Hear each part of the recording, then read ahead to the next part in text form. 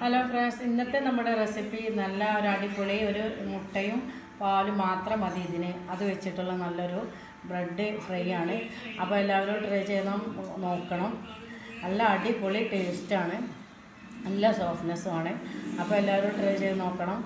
പിന്നെ അതുപോലെ തന്നെ എൻ്റെ ചാനൽ സബ്സ്ക്രൈബ് ചെയ്യാൻ മറക്കരുത്. അപ്പോൾ ഇത് എങ്ങനെ ഉണ്ടാക്കിയെടുക്കുന്നത് നമുക്ക് നോക്കാം. അപ്പം ഇത് തയ്യാറാക്കിയെടുക്കുന്നത് എങ്ങനെയെന്ന് നമുക്ക് നോക്കാം. അപ്പോൾ അതിന് വേണ്ടിയിട്ട് ഞാനിവിടെ ഒരു ബ്രെഡ്, പിന്നെ ഒരു ചെറിയ ബ്രെഡിൻ്റെ ഇത് ഞാനിവിടെ എടുത്ത് വെച്ചിട്ടുണ്ട്. അതുപോലെ തന്നെ 2 മുട്ടയാണ്. അപ്പോൾ ഇനി നമുക്ക് വേണ്ടത് കുറച്ച് പാലും കൂടെ വേണം.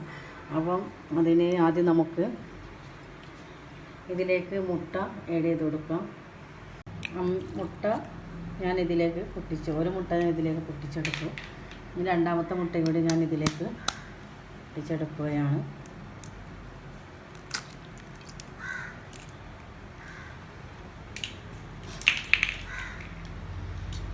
ഇനി ഞാനൊരു കുറച്ച് പാല്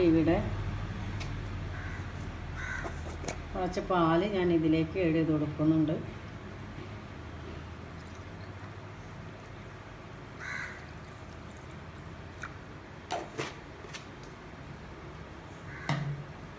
നമുക്കിതിലേക്ക് വേണ്ടത് ഏലക്ക പൊടിയാണ്. ഏലക്ക ഒരു 4-5 എണ്ണം ഉണ്ട്. ഞാൻ ജസ്റ്റ് ഒന്ന് ഒരു ചെറുതായിട്ടൊന്ന് പൊടിച്ചെടുത്തിട്ടുള്ളൂ.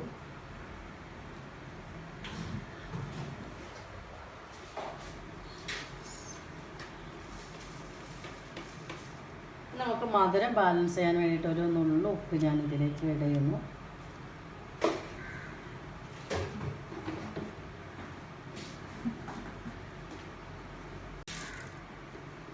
ഇനി പഞ്ചസാര, ഒരു കുറച്ച് പഞ്ചസാര കൂടുതലായിട്ട് വേണ്ടാത്തവർക്ക് കുറച്ച് ആഡ് ചെയ്താലും മതി.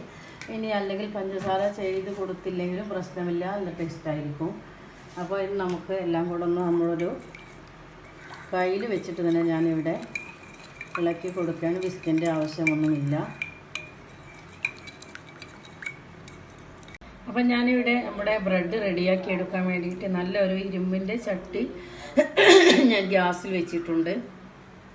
അപ്പോൾ നമ്മുടെ മുട്ടയുടെ കൂട്ട് ഓരോരോ ബ്രെഡിലേക്കും നമുക്കിത് ആഡ് ചെയ്ത് കൊടുക്കേണ്ടതാണ്. ഇങ്ങനെ മറിച്ചിട്ട് 2 സൈഡും കൂടെ ഒന്ന് മുട്ടയിലൊന്ന് പൊതിയണം. മുട്ട നമ്മുടെ കൂട്ടിലൊന്ന് പൊതിഞ്ഞ് നമുക്ക് ചട്ടിയിലേക്ക് ആഡ് ചെയ്ത് കൊടുക്കാം. കുറച്ച് നെയ്യ് ഞാൻ ആദ്യം പിന്നെ പുരട്ടി കൊടുത്തിട്ടുണ്ട്, ഞാനത് പറയാൻ വിട്ടുപോയതാണ്. അതുപോലെ തന്നെ നമുക്ക് ഇതിലേക്ക് ഒരു ബ്രെഡും കൂടെ ഇടാനുള്ള പിന്നെ സ്ഥലം ഇതിൽ കിടപ്പുണ്ട്. അപ്പോൾ ഒന്നുകൂടെ ഞാൻ ഇതിലേക്ക് ആഡ് ചെയ്ത് കൊടുത്തിട്ടുണ്ട്. നമുക്കൊന്ന് ഒരു 5 മിനിറ്റ് അത് ലോ ഫ്ലെയിമിൽ ഞാൻ ഇട്ടിട്ടുണ്ട്. അപ്പോൾ എന്നിട്ട് നമുക്കൊന്ന് മറിച്ചിട്ട് കൊടുക്കണം. അപ്പോൾ മറ്റേ ഭാഗവും ഇത് വെന്ത് വന്നിട്ട് അപ്പോൾ നമുക്കിതൊരു പാത്രത്തിലേക്ക് മാറ്റി കൊടുക്കണം. ഇത് കംപ്ലീറ്റ് അങ്ങനെ നമുക്ക് മാവിൽ മുക്കി പൊരിച്ചെടുക്കണം. നമ്മുടെ ലാസ്റ്റത്തെ 2 ബ്രെഡും കൂടെ ഞാൻ ചട്ടിയിൽ നിന്ന് മാറ്റുകയാണ്. നമുക്കിനി ഗ്യാസ് ഓഫ് ചെയ്യാം. അപ്പം ഇതുപോലെ ഞാൻ ആദ്യത്തെ കുറച്ച് മൊരിച്ചാണ് എടുത്തത്. പിന്നെ നമുക്കങ്ങനെ വേണ്ടതെന്ന് വെച്ചാൽ അതുപോലെയൊക്കെ ചെയ്യാം. അപ്പം നമ്മൾ ഇവിടെ മറിച്ചിട്ട് കൊടുക്കുകയാണ്. ഒരു 5 മിനിറ്റായി നമ്മുടെ ബ്രെഡ്. അപ്പം ഇതുപോലെ നെരിഞ്ഞ് വരണം. മുരിഞ്ഞ് വരുമ്പോൾ ഇതിൻ്റെ ഒരു ടേസ്റ്റ് കിട്ടുക.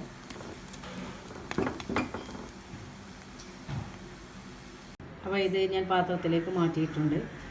അപ്പോൾ കംപ്ലീറ്റ് ഞാനിവിടെ ഉണ്ടാക്കിയെടുത്തു. അപ്പം എല്ലാവരും ട്രൈ ചെയ്ത് നോക്കാൻ മറക്കരുത്. നല്ല അടിപൊളി ടേസ്റ്റാണിത്.